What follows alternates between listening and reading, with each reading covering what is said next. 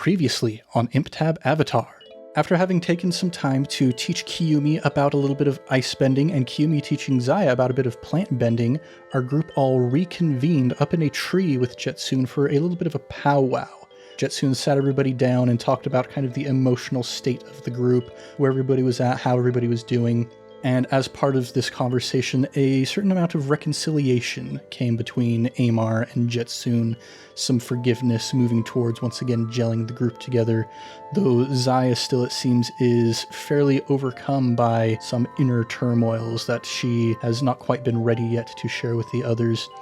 But they all gathered together with Kiyomi to do some planning and decided they were going to go pull some pranks on Rokkin Marudo.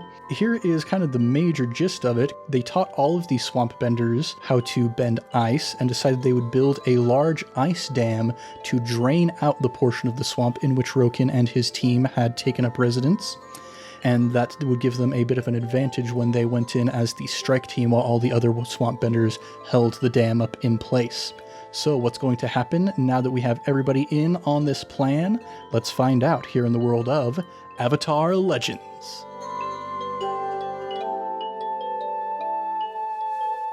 What's shaking, everybody? You're listening to ImpTab Avatar, the Avatar Legends actual play where we make up almost everything on the spot. I'm Ned Wilcock, your host and GM, and today I'm joined by... Caleb Anderton, backyard pumpkin picker. McKenna Steele, chicken noodle soup is good for the throat. And Christian Randall, anime binge watcher. Man, we got some exciting stuff going on amongst our group here, it sounds like. We picked 16 pumpkins from our backyard today, and the boys were very excited. They even made me carve one, even though it is unspeakably early. It's not even October yet. But yeah, we had to carve one. How heavy was your heaviest, do you know? They're small pumpkins. We grew like small and sweet pie pumpkins, actually. Cute. So they're not very big, but still carvable. I love that. Excited for that pie, though. Yes, never too early to start getting ready for spooky season, especially when maybe you can get some nice warm beverages to soothe a sore throat. Oh my gosh, yes. Guys, send all the good It vibes. sounds so rough. I think it'll be done by the time this comes out, but we open Little Women on Friday as of recording this, and my throat is just very tired, if you can't tell. Well, we have the excuse of Ziah's sadness to let you not need to talk as much if you want to. Yes, correct. But speaking of Ziah's sadness and just all the crazy stuff that's going on here in the swamp, we're going to kind of cut forward a little bit. You guys have been traveling through the swamp. You've got all of the swampbenders behind you, and up kind of in the front ranks with you, you've got Kiyomi, you've got Ruipan, and Mama Millie there as well. It takes a while to get used to kind of the movement of going up and over the logs and through the muck and whatnot, but after a while you kind of pick up the rhythm. It's almost like how in Dune you have to step weird to avoid the sandworms, but you eventually start hearing off in the distance this plunking kind of strumming noise almost. You come up over a little rise and you can see there is in fact this little dip down below you, just like Kiyomi explained. It's kind of a clearing, there's no trees in there, and just this very kind of janky looking ramshackle stilted hut that's been built up on the water there. And looking down, you can see out on kind of the porch area of this hut, you see the man himself, the malcontent, ragamuffin, sprawled out on a reclining deck chair wearing his floral print shirt and his short pantaloons, a pair of sandals kind of hanging off of his feet. And there are two other individuals who are seated just a little way off from him. One of them has a stringed instrument that he's strumming. I believe it's called a pipa, kind of a Chinese lute sort of instrument that he's strumming on. The other guy has like some logs that he's beating on, and they appear to be performing for Rokkin. The guy with the pipa's all like, pour me something tall and strong, make it a hurricane before I go insane. Wonderful. And Rokkin is sitting there. He's got a glass in his hand. Maybe you could call it a glass. It's like a section of bamboo that he chopped the top off of, and goodness knows what he's drinking out of it, but he's just kind of sipping there out in the sun. That sounds so nice. Man, you guys, it has been a while and I had forgotten just how odious that guy is. He is just the worst. Look at him. He's terrible. He makes me a little ill, honestly, just looking at him. All right, You guys have your plan. I'm gonna do mine. I jump up and I boldly walk down towards the group and What is the plan? begin calling out, Hello, how do you do? and I would like to clear insecure by taking a foolhardy action without talking to my companions. All right. Oh no. So you start traipsing your way down into the clearing, and at that point, Kyumi and Rui Pan look at each other and are like, the dam, quick. And all of the swampbenders go rushing off to an area that's kind of upstream, upflow, place where they can build a dam and it'll stop the water from getting into this area. Upsog. Yes, upsaw. And Kyumi looks at Ziah and Amar just like, what on earth is he doing? I don't know. He's never really done this before. He's been really weird lately. I can't speak for him. I have no words, but he's doing that. And part of every good prank is sometimes a distraction, so he could be the distraction. So, Je-Tsun, just one thing I'm going to ask you for as give your narrative first, and then we'll react based off of that. Absolutely. I'd like to come out and say, Hello, yes, how do you do? I seem to have lost my way. I'm not used to this swampy area, and you all seem like some very decent people. and I have to kind of swallow my words when I say that about this odious man. I hope you don't mind me interrupting your song. It's quite a lovely ditty. You're wearing your poncho right now, aren't you? Absolutely. Yeah, that's where this move is going to come in. Je-Tsun, I'm going to have you push your luck to see if you're lucky enough that maybe Rokkin didn't see anybody wearing a poncho the first time he went to the library. Gotcha. Because we know that he interacted with Zhang Tao and Yung Tan, but they don't wear the ponchos, they wear like guard get-ups. So it's possible that he hasn't seen the poncho before. Okay. See, I was really hoping to roll with trick, because that's why I cleared insecure, but I am still guilty, so I have a -2 to pushing my luck. So let's see how this goes. Oh boy. Pushing my luck. I roll with passion. I'll say, before you roll, let's make this a consensus sort of situation. Do you think Je-Tsun is pushing his luck, or do you think he is tricking Rokkin? Because I could see it going either way. Oh, I could too. The player intent is trick, but I'm definitely wearing my poncho. I wouldn't have thought to take it off. That's more of pushing your luck. And that is more pushing my luck, which I have a -3 to. Oh, that's so rough. While I have a +1 to tricking someone. Yeah, but you charged your dice, so I don't know why you're even questioning. You're right, I charged my dice. Pushing my luck in real life too. Let's go. All right.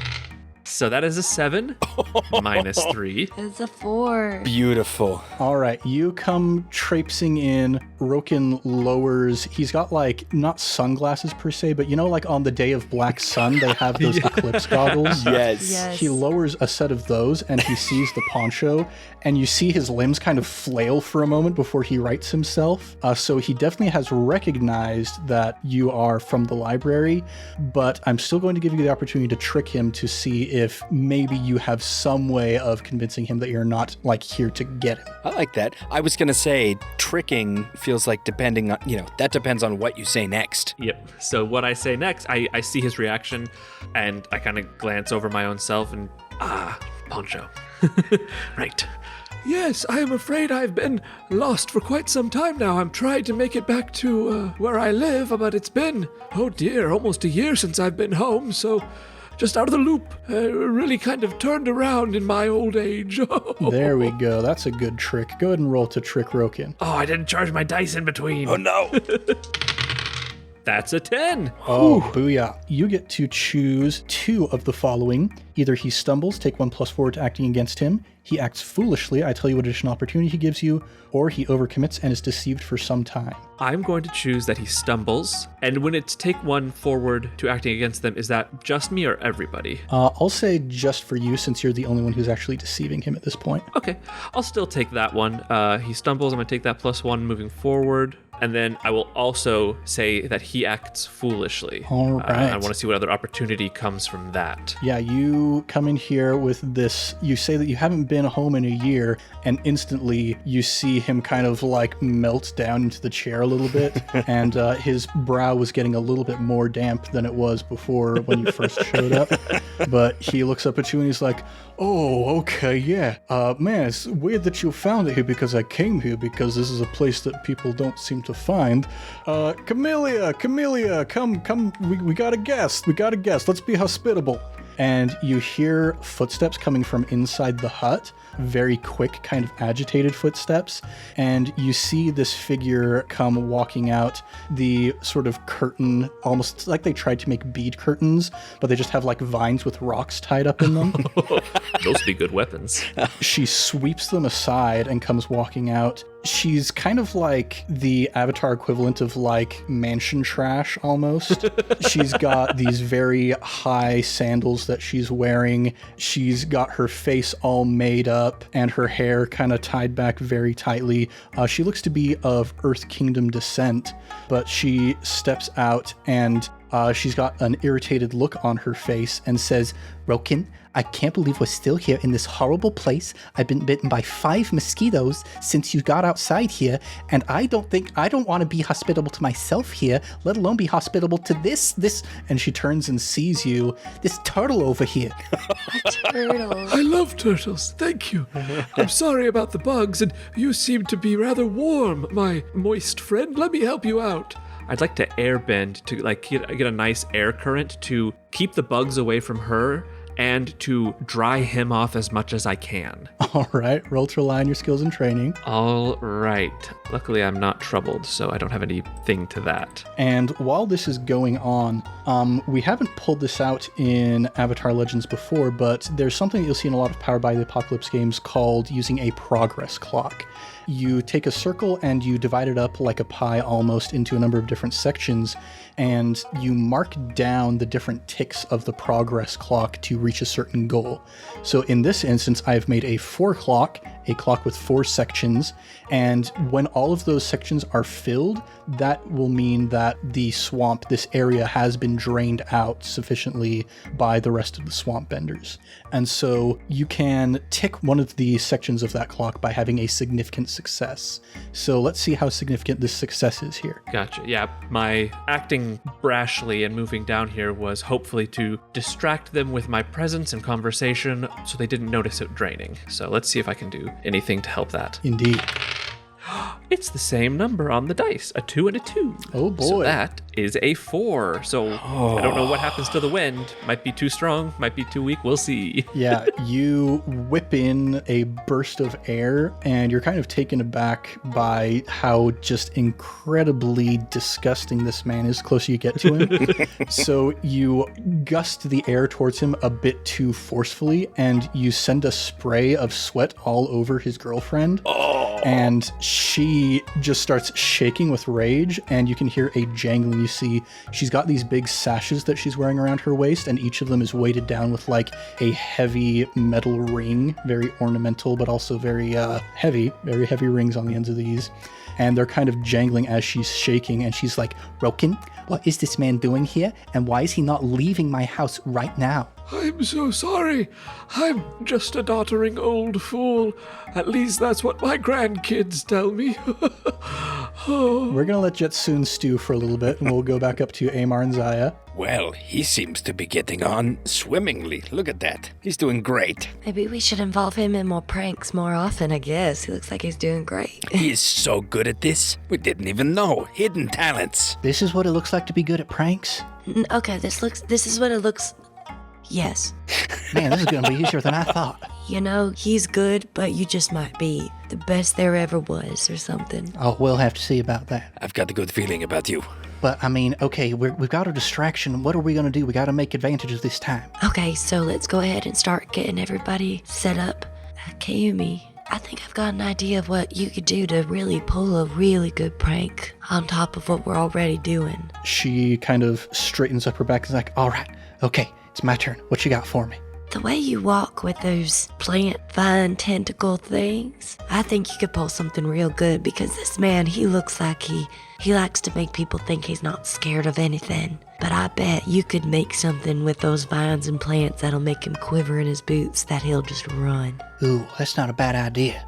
And she looks down at the area where the water, it's sort of starting to recede. Hasn't been receding very quickly, but she's like, okay, if I get in there soon enough, then I can make use of the water cover.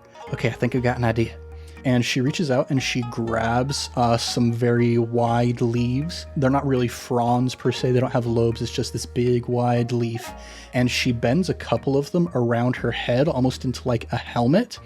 And she slips down the side and she's like bending the plants around her to keep herself hidden.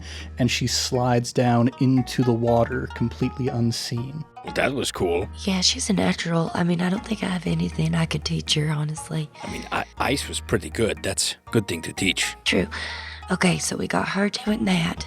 We've got them draining the swamp. Speaking of ice, what if, when she's going down there to scare him, you need to, like, ice under his feet or something so he will slip and fall? That's good. I mean, we still need to talk to him, so we can't fully lose him. That's right. So maybe we take out the other two. Yeah, let's do that. And then that really just leaves this disgusting man and his little boo thing I see over there. He's so gross. Okay, let's go take out those other two little music players. All right, so you guys begin moving into place. Let's switch back over to Je-Tsun. Yes, I'm sorry.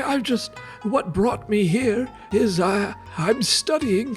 Apparently there's very powerful and sometimes dangerous spirits that roam these swamps.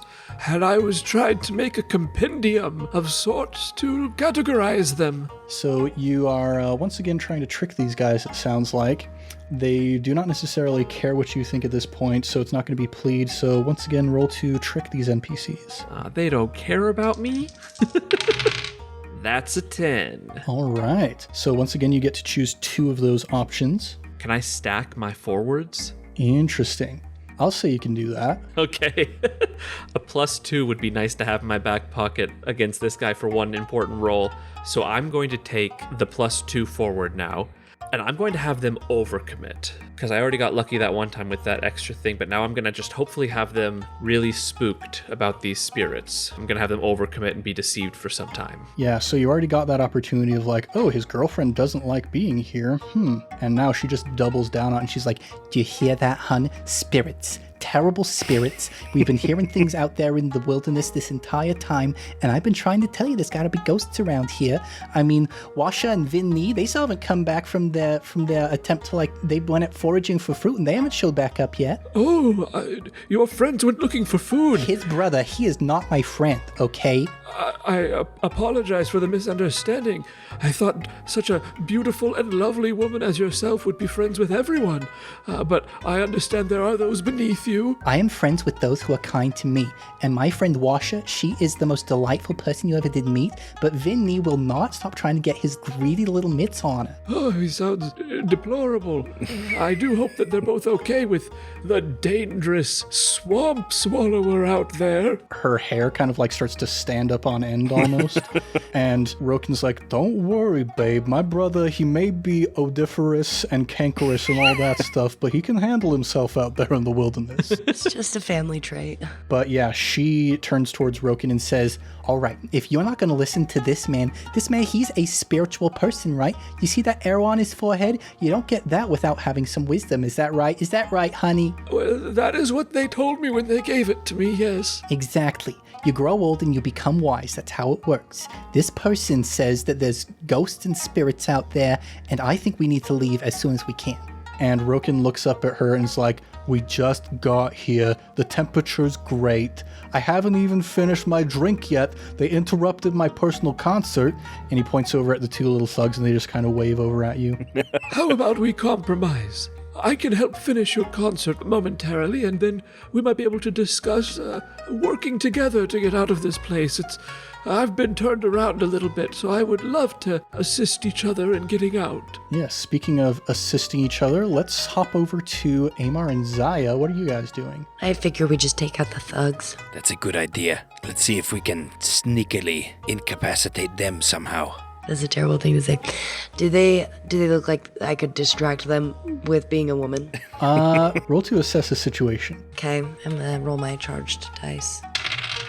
It's a 9. So you get to ask one of the questions, and those are, what here can I use to blank? Who or what is the biggest threat? What should I be on the lookout for? What's my best way out, in, or through? Who or what is in the greatest danger? What here can I use to get these thugs away from Rokkin? Yeah. You look at where they're sitting on this platform, and the entire thing's kind of rickety, not the most stable structure. You figure that maybe this sort of fat cat mobster didn't exactly do a lot of construction work back when he was living in the Northern Water Tribe. Yeah. And you see there's kind of this porch that they're on. There's a few sections of it with stilts holding it up.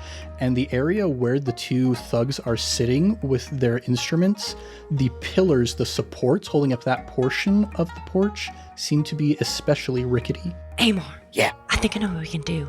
Do you see those little pillars holding the structure up? We need to knock those out. I wonder if I can use some of that plant bending or something. Yes, you should try it. Okay, yeah. No, Do it. I'm gonna try Go for it. It's You gonna got be great. this. Okay. You got this. It's gonna be great. Water whip. Okay. So I'm gonna try and use that to kind of crack the supports. All right, so we've got that going on Amar and Ziah's side of things. Amar, was there any action that you wanted to take, or just let Ziah kind of take the point on that? If there's any way I could assist her at all, I'd love to do that. All right, how would you propose to do that within the fiction? It's a really good question. I feel like I'm too far away. If I try to go over, I'll be noticed. I can't become one with the swamp like c1e over there. I'm going to just be really good moral support. I'm just going to be pumping Ziah up as much as I can. I know that she's had trouble with her bending, but just let her know, you got this. You can absolutely do this. You're the bomb. Don't worry. Okay, with that, we could have you potentially use the help move depending on what Ziah rolls. So this is where some things are going to kind of come to a confluence here. Ziah, we're going to have you roll to rely on your skills and training, since this is kind of a new technique for you. But as you're doing that, this is when c1e is going to choose to leap out of the water as kind of this plant monster.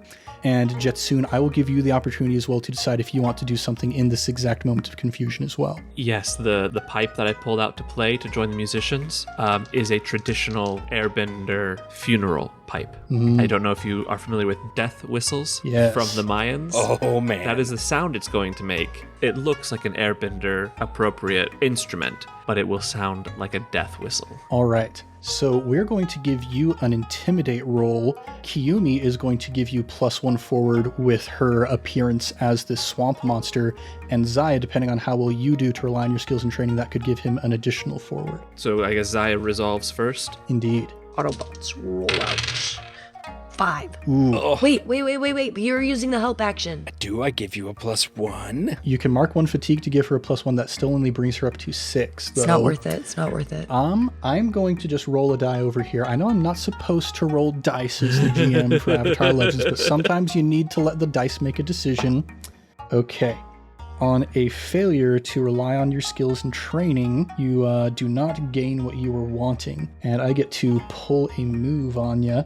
So you're still not super familiar with plant bending. Like, you were able to do that whip, but it was a very aggressive kind of movement. And you feel like maybe you don't have quite the finesse, the control over these things that you were hoping you would. You start moving the vines in that direction, reaching them out, and something else is going to happen. We're going to get to that in just a moment. But first, we're going to paint a tableau here. Je-Tsun, roll to intimidate. All right, I take a deep breath as the other musicians begin to strike up their music, and I give an airbender breath out into this whistle. So this is intimidate? Yes. Okay, so I have a -1 to my passion. I rolled a 1 and a 1 on the dice, bringing me to a 1 in total. I could use my +2 forward, but that would do nothing in this point. So I'm just going to say I rolled a 1. Yes. I charged my dice. So you blow on the whistle, the musicians are they're striking up their music. c1e comes leaping up out of the water, but from the other side of the swamp behind her, Amar, you feel the vines tighten around your ankles, and they fling you through the air across the water. You slam into c1e from the back, and you both go tumbling onto the porch, and you look up in shock, and Rokkin looks down and sees you, looks between you and Je-Tsun, and even in his clunky old brain, he puts 2 and 2 together, knows that it's 7, and he turns to Camellia and says, Let's tussle, babe. Oh no. So it's we're gonna fight Rokkin, everybody. This is gonna be fun. How many out of the 4 did we succeed on? I'll say just due to the fact that you did take some time to do that, you have ticked one of those progress wedges of the clock. But that was a lot of failures right in a row there. So we still have 3 left before the area will be completely drained of the water. Boy, howdy. Man, it's been a while since we've been in combat. Oh, yeah. All right, round number 1, first exchange. Would any of you like to defend and maneuver? I'll defend and maneuver. All right. Do we have anybody advancing and attacking? Oh, I don't want to. I'm scared. I do. I want to advance and attack. Okay, and evade and observe? I'll evade and observe. All right, so we're going to be starting out with Amar and the 2 thugs. Oh, I forgot about them. When they see you show up and they hear Rokkin say it's time to tussle, the one who has the loot flips it around and holds onto the neck of it like a club, and the other one already had those 2 big sticks that he was drumming on like the logs and stuff with. They are going to defend and maneuver, but Amar, roll with focus to see how many techniques you get. That is an 8. All right, so you get to choose one of those techniques. While you're doing that, these guys are just going to ready themselves, and they are going to assign themselves the prepared status so that they're just kind of like waiting to see what you guys do, and then they'll be ready to strike when the time comes. Okay, well, I'm just going to seize a position, and that position is going to be tackling them both, because I saw that the supports underneath are weak, and I am hoping that the weight of an extra person barreling into them will break those, and I'll probably go down with them, but that's okay. I think if you want to break that, that would be more appropriately a smash for advancing and attacking. Seize a position is more about just like positioning yourself somewhere around the battlefield. All right, I'll take it. I'll take a smash. Okay, so are we going to move you then to the advance and attack instead of defend and maneuver? Sure. Okay, we'll let it slide this time, because it's been a while since we fought. It's been a really, really long time since we fought in this campaign. Yeah, we haven't had combat since the fight with Taya. Yeah. Okay, so these guys are readying themselves. Now we're at advanced attack. We've got Je-Tsun, Amar, and Camellia.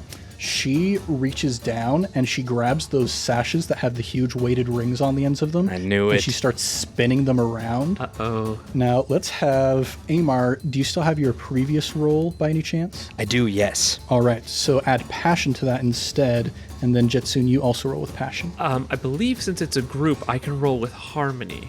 Am I understanding that correctly? Yes, for fighting like dancing, is that what it is? Yes. I believe it says when you advance and attack against a group of foes or a foe who has previously defeated you, roll with harmony. All right. Since it's the or, I think I can roll with harmony. Yeah, go for it. I will use my +2 at this point. All right, what does that bring you up to? A 10 in total. All right, so you get 2 techniques or potentially a learned or prepared technique. Practice technique. I would like to use Breath of Wind against Rokkin. Going straight for the big guns. I don't know if it's the right thing, but I'm going to do it. So he has to mark 4 fatigue or become stunned. So I take the death whistle, and now that we're in combat, I just take the death whistle and I use it as a focus for my breath, and I blow a powerful stream of air to knock him either stunned or down for fatigue. All right, and you know what he's going to do? You blow this huge mass of air against him, and he kind of hunkers down into the deck chair a little bit and like puts his arms up over him, and you did not account for the bulk of this man. You see the sweat go kind of like flying off of him in all directions, but he holds firm. He is going to mark those 4 fatigue. Oh man, Wow. He's a beefy boy. Very beefy, but 4 fatigue is nothing to scoff at. Amar, what did you roll? I rolled a 7. Okay, so you get to choose one of those techniques. I will choose smash. All right. Amar smash. So you mark 1 fatigue to destroy or destabilize something in the environment, possibly inflicting or overcoming a fictionally appropriate positive or negative status. So you're going to mark 1 fatigue on yourself, and you just like body slam onto this portion of the patio here. And I am going to give all 3 of you impaired as you go under the water. It's going to take a bit to get yourself back up into a fighting sort of position. Okay, that's fair. All right. Now, Camellia, she looks at you, Je-Tsun, and is like, did you just try to bowl over my boyfriend? And she takes those sashes and she swings both of them right at your chest. She is going to strike. And she also is going to mark a fatigue to force you to mark a condition. Nice. I like that. So how is Je-Tsun feeling in response to being thwacked by this very, very fiery girlfriend? He's scared. This is a powerful woman, and he is a frail little old man. All right. So you're at 2 conditions marked. Interesting. That does it for advance and attack. That brings us to evade and observe with Ziah and Rokkin. So Ziah, go ahead and roll with creativity or harmony and also clear 1 fatigue. Rokkin also is going to clear 1 fatigue. That is a 9. Sweet. So you get 1 basic technique. All right.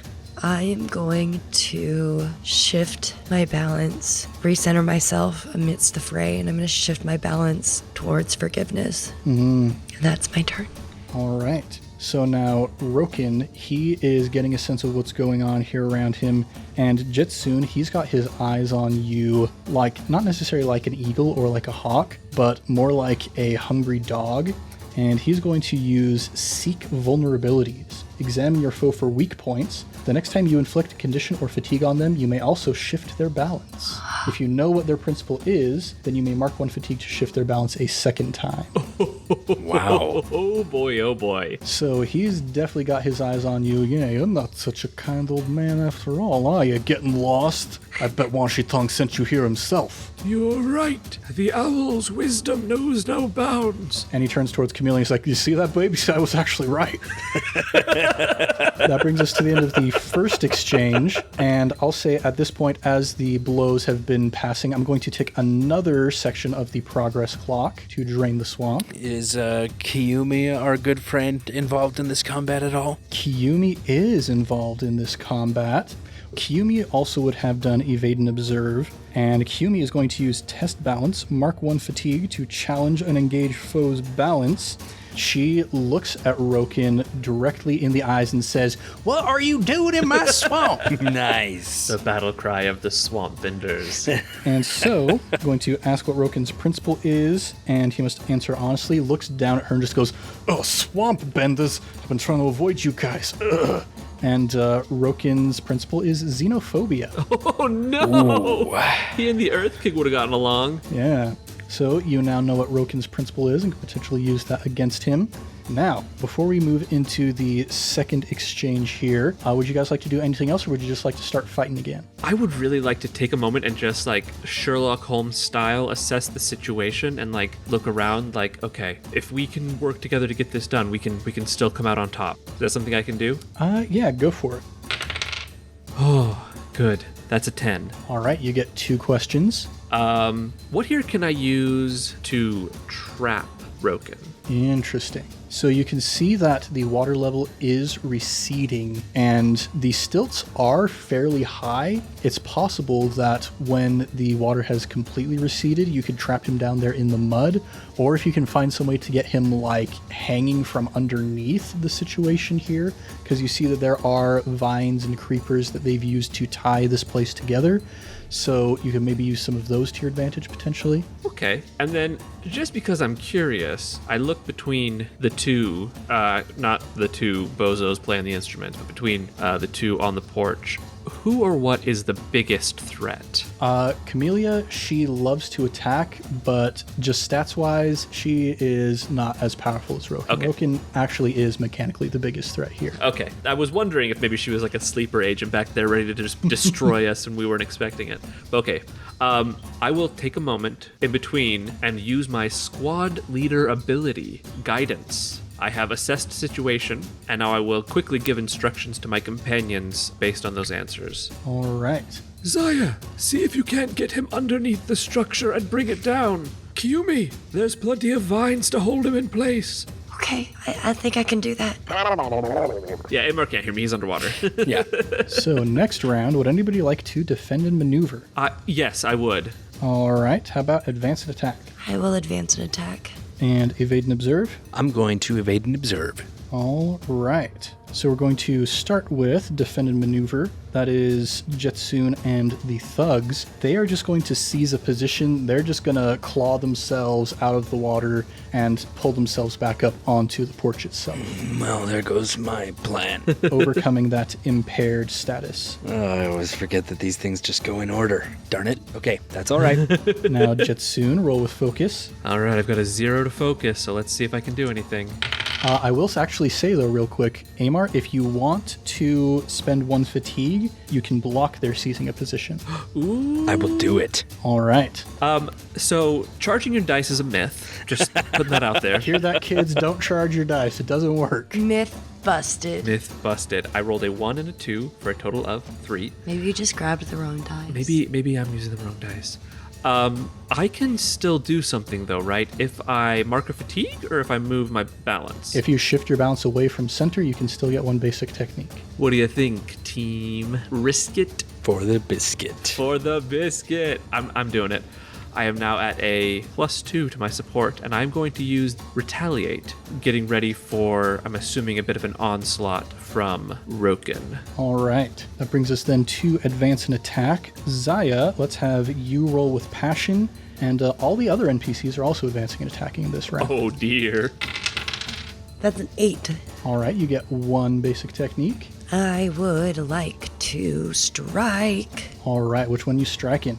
Rokkin. Okay. Do you want to spend 1 fatigue to choose which of these things he has to mark? Yeah, I would like to inflict a condition. All right. So what does your strike look like? I am just gonna go for roundhouse kick to the head. Oh, no bending even. You're just kicking him in the head. Yep. All right. I like the visual of this because, like, you were sort of on the outskirts. You chucked Amar. I imagine you, like, kind of coil the vines around your own legs and you just like shoot yourself all the way across, spinning like a top through the air until your foot just connects right in the side of his face. Yep. And I feel like that brings in a lot of forward motion, so it's got a lot of momentum behind it. Exactly. Really knocks him down. Yeah, I think that's going to be a good button. So narratively, we'll actually have that finish the advanced attack. We'll have everybody else kind of do their stuff first, and then we'll end with that. Sick. We're going to start with Camellia and Rokkin. They each are just going to strike at Je-Tsun.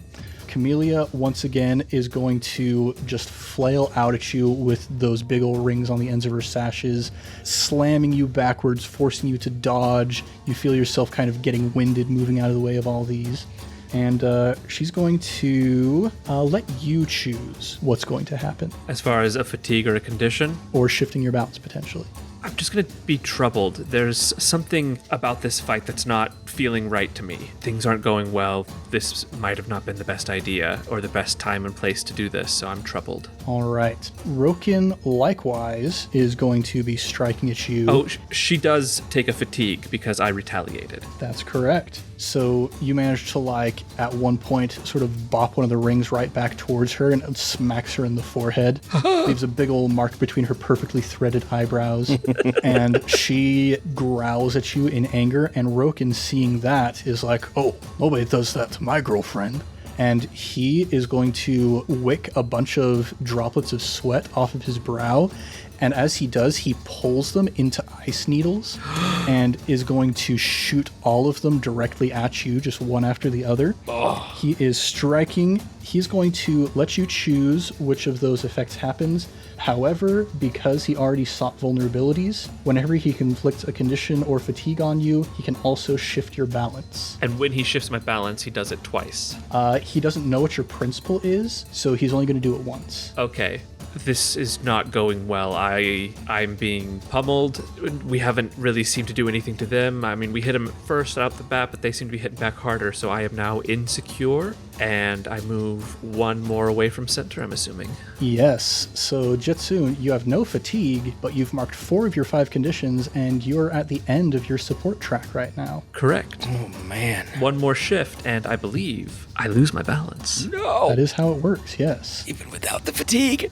I'm not tired, I'm just confused. I'm just so stressed. Yeah, so you see all of this happening. Rokkin and Camellia both just wailing on Je-Tsun like crazy. Kiyomi at that point is going to use her action to smash and is going to take a bunch of the vines that are holding up a portion of the porch and is going to reach out and wrap those around their ankles to kind of tie them down a little bit. Can't quite trap them yet, but they are going to be impaired, which would make it a little bit easier for them to become trapped in the future. Nice. And so they feel the vines going up around their legs. They look down in shock, and Rokkin, right as he's looking up, a foot connects with his face, and Ziah has entered the combat. Bow, bow, bow, bow, bow, bow. So that brings us to the end of Advance and Attack, and back to Evade and Observe with Amar. So you're going to clear 1 fatigue, and then roll with Creativity or Harmony. All right. Charging your dice is a myth. You hear that, kids? We've been lying to you this entire time. That's a 1 and a 1. Man, we both rolled a 1 and a 1 this session. Goodness. Hey, remember 2 sessions ago when you both rolled double 6s? You guys wasted it on that roll. Well, at least I got to clear the fatigue that I just did. You know what? Can I spend a fatigue to do 1? Is that a thing I can do? You can shift your balance 1 away from center to still get a basic technique. Don't do what Je-Tsun did. He's a fool. He's almost lost his balance. I didn't even realize. I'm already shifted 1 away from center. I really wanted to trap these guys down here, but... Do it. Do I do it? Do it. Christian. They're still impaired because you blocked their seize a position. You could trap them. I'm gonna trap them. Yeah, I'm gonna you shift are. my balance 1 away from center toward control. Gonna control these guys, and I would like to trap them. All right. Under the water? Not necessarily under the water, Okay. I was like, that's very PG-13. but yeah, in it. We, smash down into the water. There's a lot of debris and stuff like that. I've already blocked them from getting up and getting out of the water. I'd just like to take some of the wooden slats and things like that and just kind of pile them on top of them. Make sure that they are good and stuck in the mucky muck down here. All right. One quick point of order with these people having been impaired. Those guys would have marked 1 fatigue in order to attempt to even make that move in the first place. Okay. And you would have had to either mark 1 fatigue or take -2 to that roll, but you failed anyway, so it's all good. Okay, cool. So yeah, you just you've got your tinkering mind back about you. You grab a bunch of these bits of debris and you know how to just wedge them in just the right places, whereas these guys are flailing to get out of the way. You just pin 1 leg here, pin 1 arm here, and they're just completely trapped amidst all of these vines and bits of wood and stuff. Cool. Exactly what I was going for. That brings us to the end of this exchange. Anything else you guys want to do before we jump into the next one? Here's a mechanical question for you. Mm-hmm. Can I throw myself off balance on accident or on purpose? Why? Saying if I want to call someone out, it says I have to shift my balance away from center. So right now I can't go any further away from center, so I probably can't call someone out. That's a good question, because I know if you don't have any fatigue, you can't willingly choose to make a move that would force you to mark a fatigue. So I'm going to rule similarly that if you would put yourself off balance, you cannot choose to do so. Gotcha. I'm not trying to do that just to my fellow players. It was just a Christian's brain wanting to know details thing. I wouldn't put it past ya. That's literally what I was about to say. I would just like to take this moment in between this exchange and look around at my friends, and I'm breathing heavy, and Ziah is relatively close to me, yes? Yes. Okay, I would like to put my hand on her shoulder and say, I believe that you all can do this. I can't do. I can't. No, I'm sorry. I can't. Je-Tsun, I'm sorry. It's not something I can do. The last time. he puts his hand in front of her and stops her. The last time is not what's important. It is this time that is. And this time, you will do it. And I'll grab your hand on my shoulder and just give it a squeeze as like a thank you and clear my troubled. And as you feel yourselves recommitting, gathering back together, getting ready for this surprisingly difficult and surprisingly long fight, I think that's where we're going to pick up next time, actually. Oh, man. Has it been long? Yeah, we've been recording for quite a while. Oh my gosh, it feels so fast because I'm having so much fun. Yeah, this is a crazy combat. I'm so stressed. Yeah, Rokkin is, he and Camellia together, turns out they're quite a tour de force. Power couple. Hashtag goals. Just not the kind of power couple that you were hoping to run into. It's the power couple we aspire to be, Christian. You're Camellia. So does that change your thoughts? I mean, she does have good eyebrows. She has great eyebrows. Are you on board? Okay. Okay, cool. Wow. Just call me Sweaty Boy. Okay, sweaty boy. Well, everybody, thanks for listening to ImpTab Avatar, and we'll be back next time with more adventures in the world of Avatar Legends. If you want more, go ahead and subscribe, maybe even give us a review. We would be as happy as a man who's listening to some nice Jimmy Buffett music in the middle of the swamp if you would go ahead and give us a review on the podcatcher of your choice. I know that song isn't technically by Jimmy Buffett, but I can't remember the name of the guy who actually did write it, and Jimmy Buffett's in it, so that's okay. We're also all over social media at Improv Tabletop, so if you'd like to connect with us, maybe you want to talk with McKenna about the awesome plays that she's in, then don't be afraid to reach out to us. Now we're going to do a little shout out for our next 3 Sticker Club patrons. Sticker Club. First off, we've once again got the 2-for-1 grandparent power duo, Christine Lines and Darren Falter, helping to keep food on their grandkids' tables and showing Caleb that they love him and actually are willing to support someone pursuing an artistic career, which is awesome. Thanks, guys. And then the last person we're shouting out this time is Dava Tuttle. Hey, I know her. Yeah, Dava, with her background in doing some behind-the-scenes theater sort of stuff, she offered to help Rokkin and Camellia to build a bit of a sturdier situation here, but they were a bit too prideful and they rejected Dava's kind offer. So, joke's on them because their thing is falling apart. Yeah, they could have had a much better situation here. Yeah. Well, let's go ahead and do a round of plugs. Sweaty Boy, would you like to take that this time? Sweaty Boy would love to. Listen, hello, sweaty folks. It's your boy coming at you live with some recs. The first of which is, hey, did you know that we have fake campaigns? What? That's so crazy.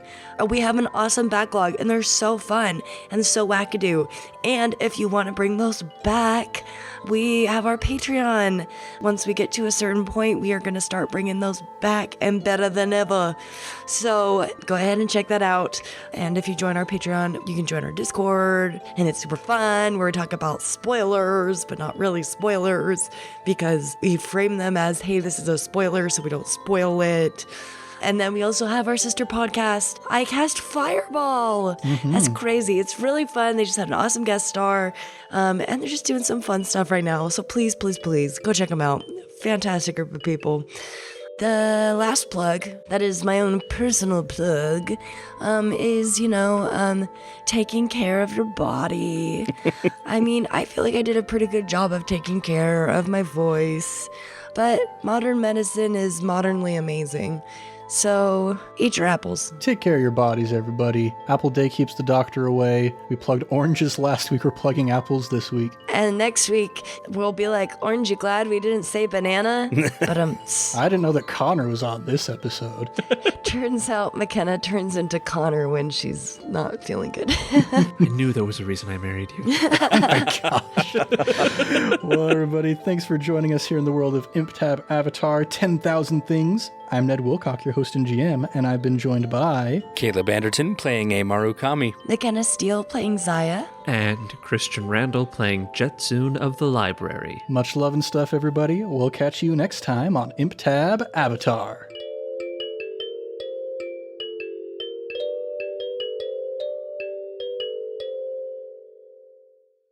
Caleb, what is your character's name? Amar? Hey, Mar. I'm so tired.